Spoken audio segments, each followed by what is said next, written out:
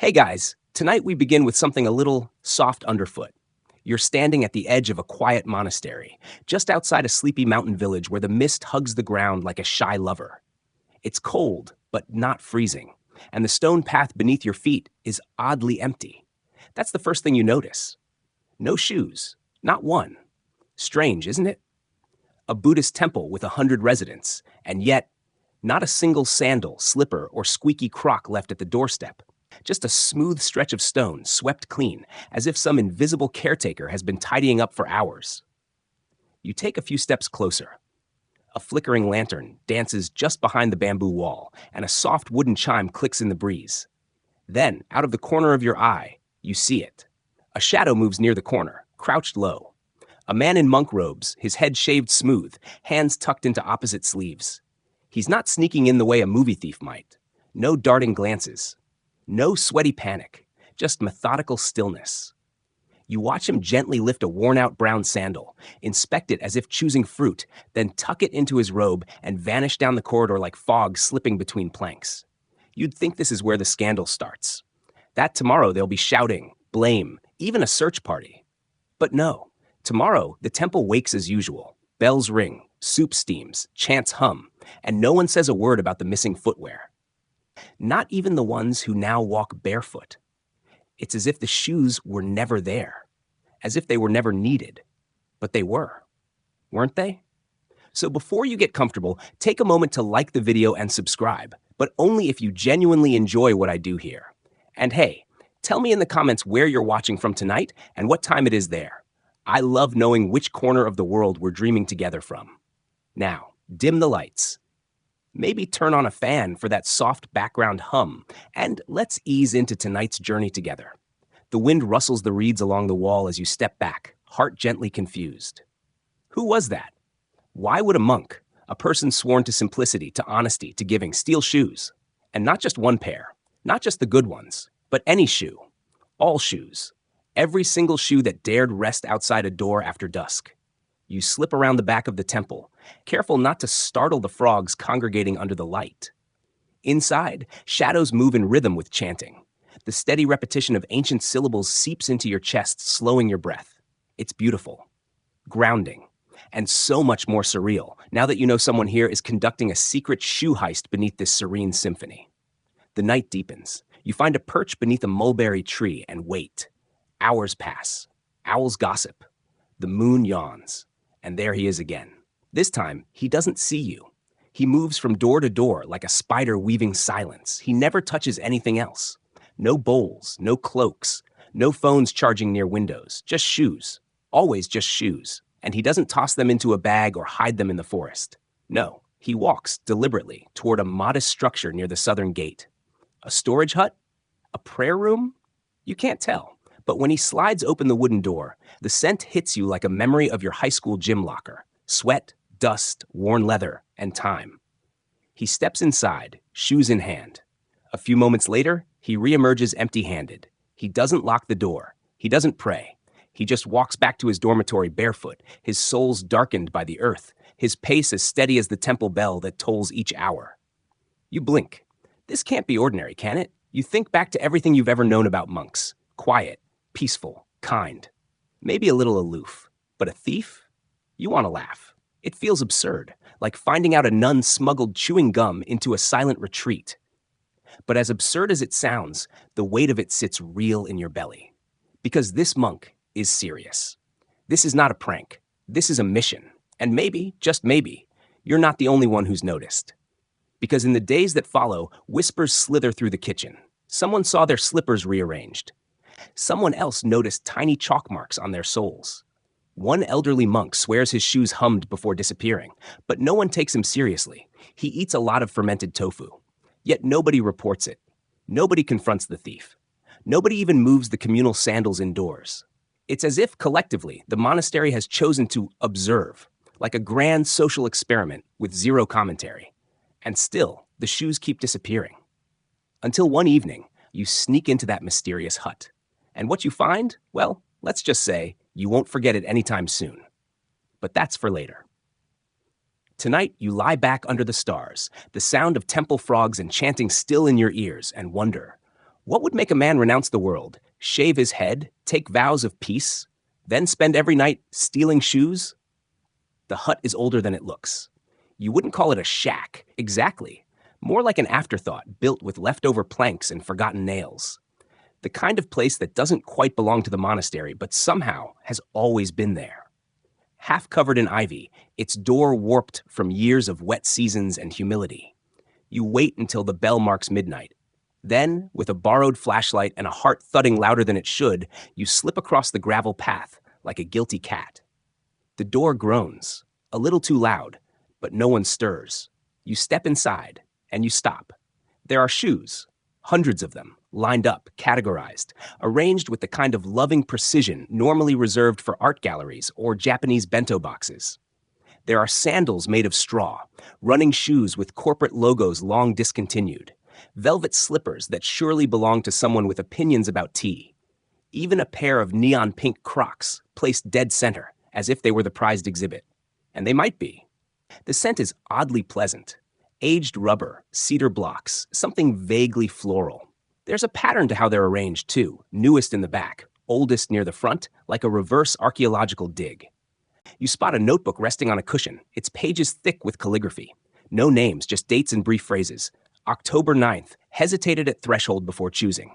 October 17, worn soles untouched for weeks. November 2nd, still warm, owner walked fast. You realize he's not just stealing, he's observing, recording. This is not a hoard, it's a library. And you? You're the first unauthorized reader. A floorboard creaks behind you. You freeze, but it's not him, just the wind teasing a loose bamboo slat. Still, your heart climbs into your throat and builds a nest there. You slip out, slower this time, the flashlight off now, guided only by the memory of the shoe-scented shrine behind you. By morning, your brain is swimming in questions.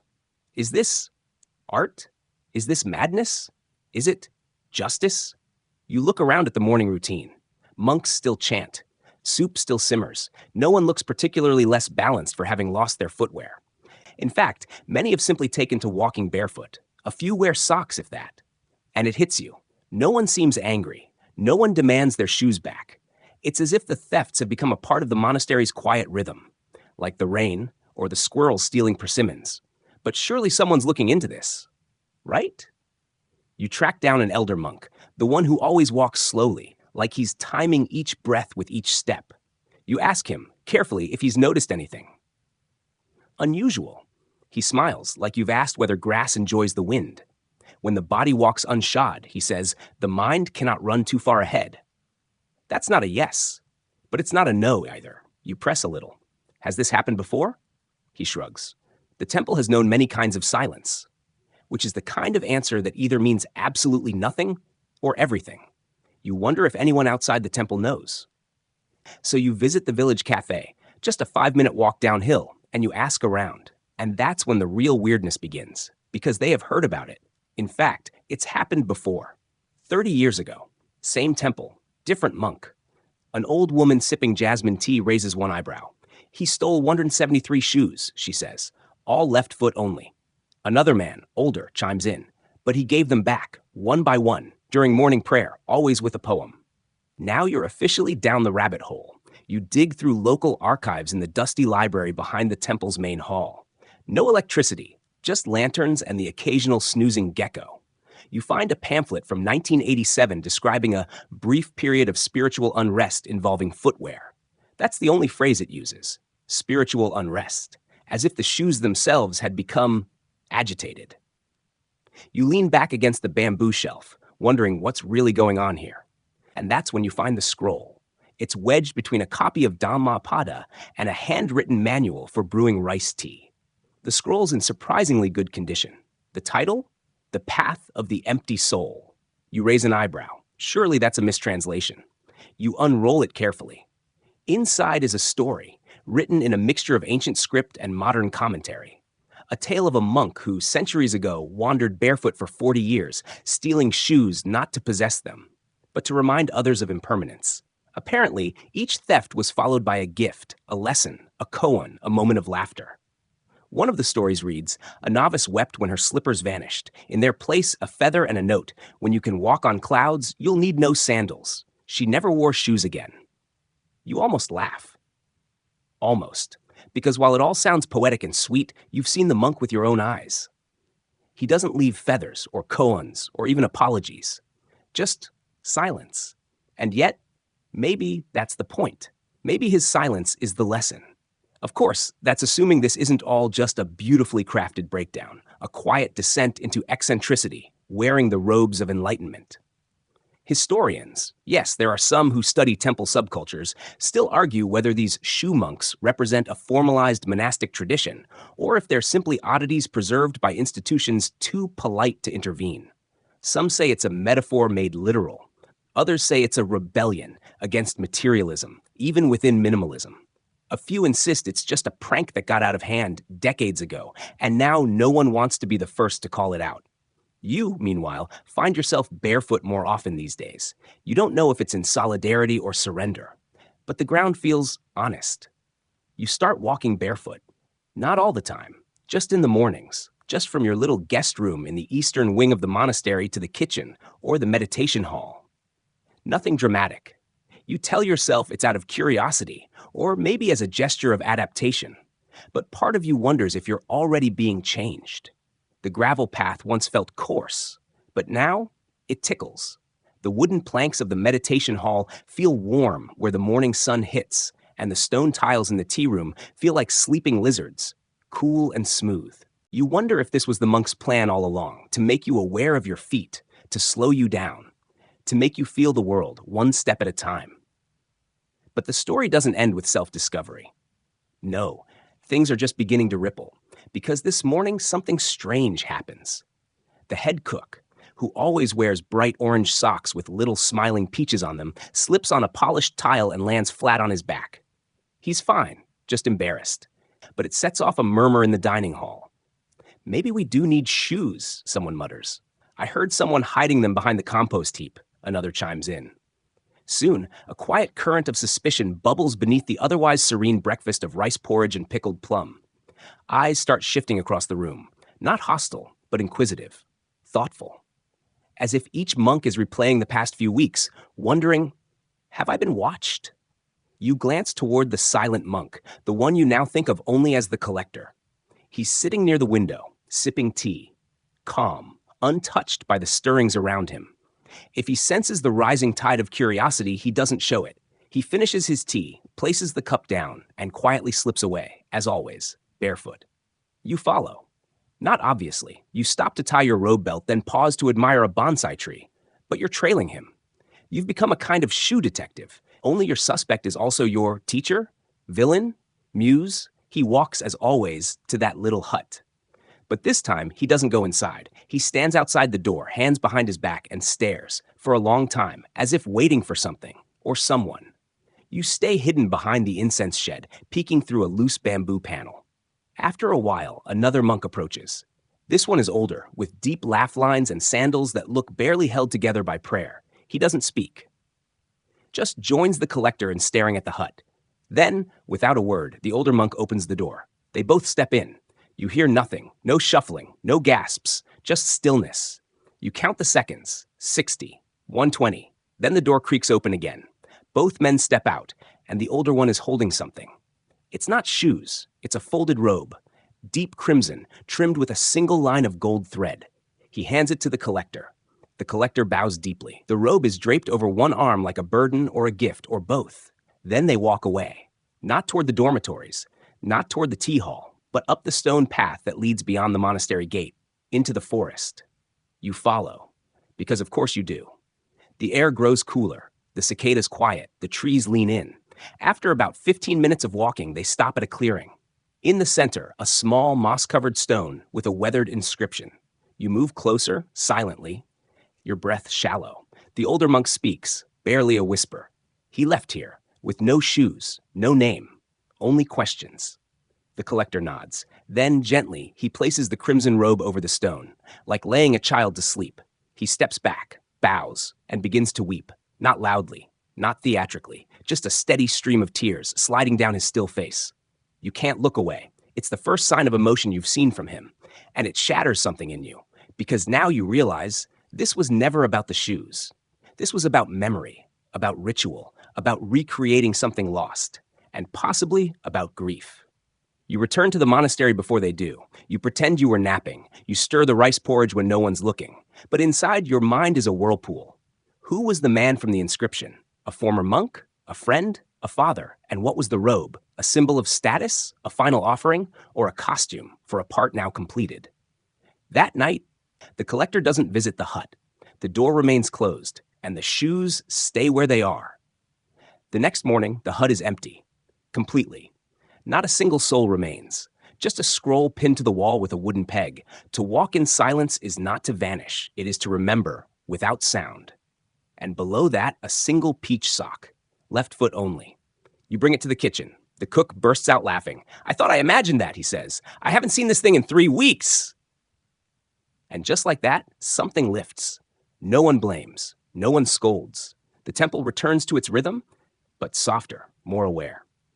The monks begin to tell their own versions of the shoe story. Some make it funny, others poetic. One insists it's all an elaborate metaphor for letting go of ego. You think they might all be right. The days stretch on, like threads of incense smoke drifting through open-air corridors. Life at the monastery resumes its quiet, clockless rhythm. But even in silence, things have changed. There's an unspoken reverence now for the paths beneath your feet. You begin to notice others walking slower, more intentionally. Some pause to feel the pebbles between their toes or to step gently on fallen ginkgo leaves, brittle as old paper. One monk, usually impatient, now lingers each morning at the fish pond, watching koi swim as if waiting for an invisible bell to ring. The lacquered box is small enough to fit in your lap, but heavier than it looks. Its red finish is cracked in places, the edges darkened by decades of hands lifting it with care. A thin strip of faded cloth keeps the lid tied shut. The librarian sets it down between you, the way one might present an offering. "No one asks for this," he says quietly. "Not anymore." You loosen the cloth and lift the lid. Inside, wrapped in layers of yellowed rice paper, is a sandal. Just one, straw-woven, its sole worn nearly flat, the strap patched with a scrap of indigo fabric. You can still smell faint traces of earth and rain. Beneath it, more rice paper, each layer folded around an object. A child's wooden clog, a leather slipper with a broken heel, a monk's simple hemp shoe, the fibers stiff with age. Each one different, each one clearly used, loved, abandoned. And at the very bottom, a scroll no longer than your forearm. You unroll it slowly. The ink has bled with time, but the words remain. When the foot is light, the heart is clear. When the heart is clear, the path disappears. No name, no date, just that. The librarian leans back, studying your face as if to see whether the words will land. "This," he says, tapping the box, "is older than the temple's own records. The story is, though no one can prove it, that before there was a monastery here, there was a wandering teacher who left no trace except the shoes he took. Not for keeping, not for wearing, for remembering." You glance down at the sandal in your hands, imagining it carried over countless miles, through villages and mountains, until finally left here, like an unfinished sentence waiting for the next writer. "What happened to him?" you ask. The librarian smiles faintly. "Some say he's still walking. Barefoot, of course." You return the objects carefully to the box, retie the faded cloth, and carry the weight of the story with you back to your room. That night, you leave your sandals outside the door, not because you expect them to vanish, but because part of you hopes they might. In the morning, they're still there. Only now, they're facing a different direction. Toward the gate. The abbot's words hang in the mist like incense smoke, shapeless, fragrant, impossible to pin down. Some monks nod as if they understand exactly what he means. Others tilt their heads like sparrows trying to make sense of a bell's echo. You just keep staring at the pine tree. Up close, the arrangement is deliberate. Pairs are balanced across branches as if chosen for weight and contrast. Tiny children's sandals countered by heavy straw geta, crimson velvet slippers hung beside fraying work boots. A few are tied so high you wonder how anyone reached them. You circle the trunk slowly. On the lowest branch, dangling almost within reach, is a single left shoe, familiar. The peach sock cook's kitchen clog. A tiny tag flutters from its heel. You pull it gently. In neat, small handwriting, "To walk above the ground is still to walk it." The cook takes it back with a smile that's more puzzled than grateful. He tucks it under his arm and wanders toward breakfast. The rest of you remain. The wind stirs, and the shoes sway together with a faint rustle, like hundreds of travelers shifting in their sleep. A novice whispers, "Do we take them down?" The abbot shakes his head. "When they're ready." And so the shoes stay. Days pass. They weather dew, sun, and the first teasing hints of autumn rain.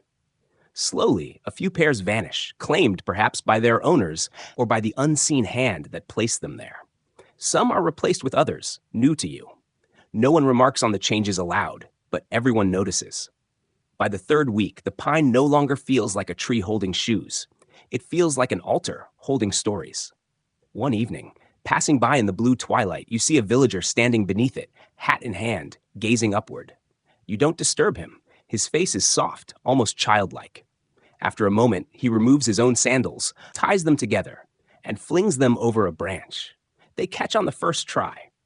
When he leaves, his bare feet barely whisper against the path. You stay until the last light fades, wondering if the collector watches from somewhere beyond the gate, or if, in a way, he's already here, scattered across leather and straw, in knots and dangling loops, in the quiet smiles of those who now walk the earth with nothing between them and the ground. That night, you dream not of shoes, but of roots. Roots curling down from soles, reaching into soil, anchoring each step as though the earth itself were remembering you. And when you wake, you know without question, the pine will never be empty again. That evening, during meditation, you catch yourself listening less to your breath and more to the imagined rhythm of the Geta. Click, click, click. A metronome for thoughts you didn't know you were keeping. By the next day, a few curious monks ask to try them on. The results are mixed. Some grimace at the noise, others burst out laughing after only a few steps. One claims the sound makes the earth answer back. Another says it feels like walking on applause. A week later, someone hangs a sign by the shoe tree. Get a day. Wear your loudest soles and let the silence walk around you. The abbot pretends not to notice, which is how you know he approves. The event is ridiculous and reverent all at once. Wooden clogs, iron-tipped boots, even a pair of metal food trays lashed to bare feet, each step a gong, a chime, or a clank. The garden path becomes an orchestra of footfall.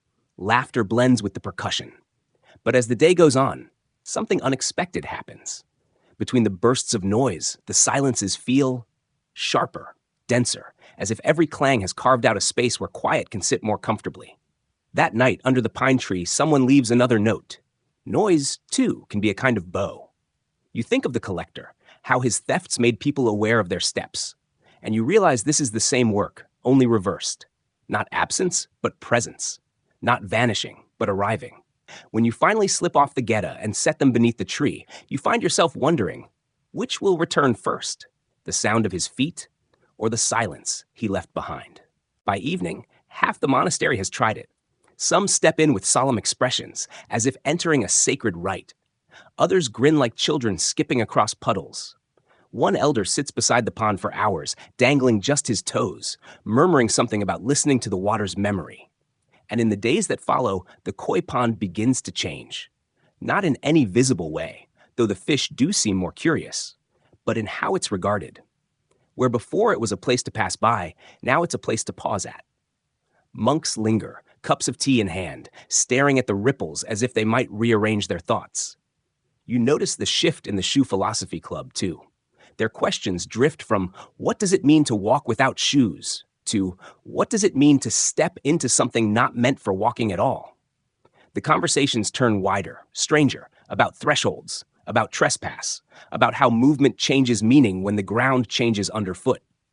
One novice asks, if the collector came back, would he steal the pond? Without missing a beat, another answers, only if it fit him. The laughter is warm, but something stirs in you. You realize the restlessness hasn't left. It's just taken a different shape. You're no longer waiting for the collector. You're beginning to wonder if you've been rehearsing for his role all along. That night, as the moon leans over the courtyard, you return to the shoe tree. A few bells still hang among the sandals, chiming softly in the breeze. You reach up, untie one, and slip it into your pocket. Not to keep, just to carry. Because sometimes a bell is a question, and sometimes it's the only answer you can walk with. And this time, you don't wait for anyone to notice. You don't linger under the branches, hoping for a reaction or a question. You simply walk away, bare feet pressing the cool stones, letting the act settle into the quiet weave of the monastery's day. A week passes. The sandals remain in the tree. They sway in the wind, gathering little freckles of pollen. A sparrow perches on one strap, then hops to the other, as if measuring the distance between them. Then, one morning, they're gone. In their place is a single reed, twisted into the shape of a loop. No note, no clue, just an open circle. You turn it in your hands. It could be a handle, a bracelet, a halo for something that doesn't yet exist. Or maybe it's nothing at all, just a loop of grass made on a whim. But as you stand there, you realize your first thought wasn't but hunt you. What does this mean? It was where should I carry it? And that's when you understand. The collector was never about shoes. Not really. He was about movement. About giving people something small and strange enough to take with them so that the road ahead might feel different underfoot. That night, you loop the reed around your wrist before sleeping. Not as a charm, not as a vow, just as a reminder that there's always another step and that sometimes the trail only appears once you've begun walking. You take fewer belongings to the baths. You mend the hem of your travel robe, just in case. You find yourself standing at the monastery gate some mornings, pretending to check the hinges while your eyes trace the road beyond. You're not certain where you'd go, only that something in you itches for a path without a map, a walk without a destination. In the evenings, you visit the shoe tree less often. Not to avoid it, but because you no longer need to check if anything has changed. You know it has. You know it always will. One dawn before the first bell, you leave a pair of sandals under the tree. They're nothing special, worn straw, the straps frayed, but they've carried you through your quiet transformations. You hang a reed loop from one strap, the same loop the collector once left you. You step back, look at them one last time, then turn toward the forest path. No note, no explanation. Somewhere behind you, a wind stirs the sandals so they touch gently, heel to toe. You walk on, not to leave anything behind, but to carry the silence forward. You turn the note over, half expecting some hidden ink, a second message waiting to be revealed in sunlight. There's nothing, just the texture of the paper, fibrous, imperfect, like it was made by hand. You fold it again, slow, as if that will help you hear the sound of the pen that wrote it. The shrine is quiet, not the monastery's cultivated quiet, but the untended kind, where silence grows in wild tangles and each bird call feels like a surprise. You stay there until the shadows lengthen and the sky bruises into evening.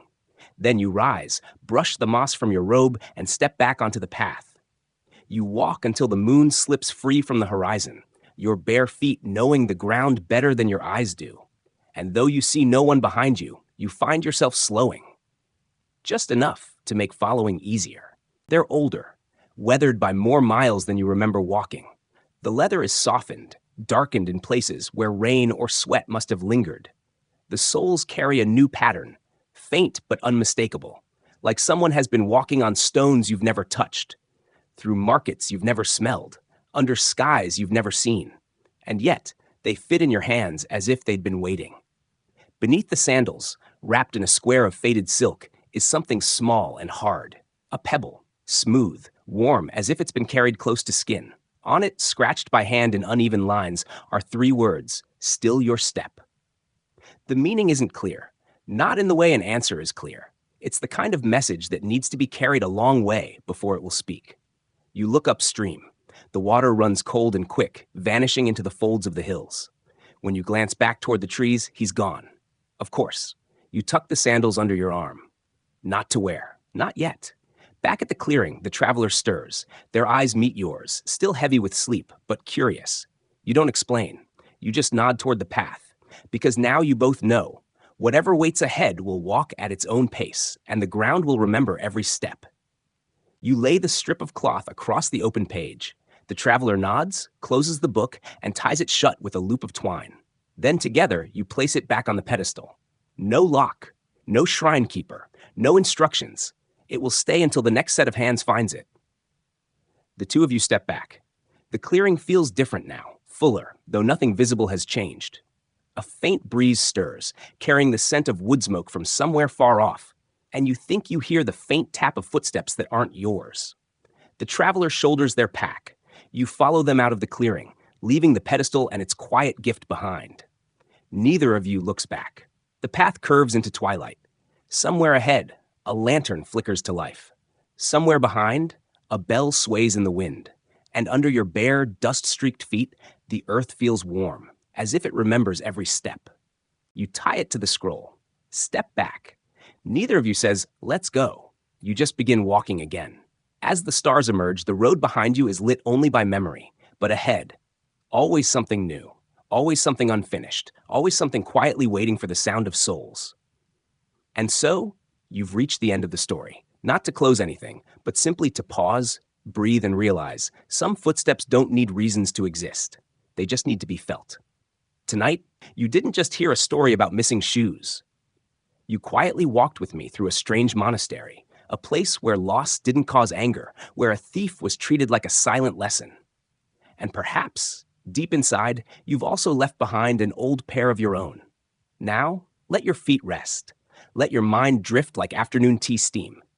And if you dream, may it be a gentle dream, a place where no one rushes you, where the ground is soft beneath you, and the moonlight warm on your shoulders. If this story lightened your heart, consider subscribing so we can meet again in future tales. And if you're still awake, leave a comment below. Let me know, where in the world are your feet resting tonight? You can also explore more stories like this in the Bedtime Criminal Psychology playlist here on the channel, where every sin is retold, slowly, gently, sleepably, wishing you a deep, peaceful sleep. And tomorrow, if you can, walk slowly enough to be remembered.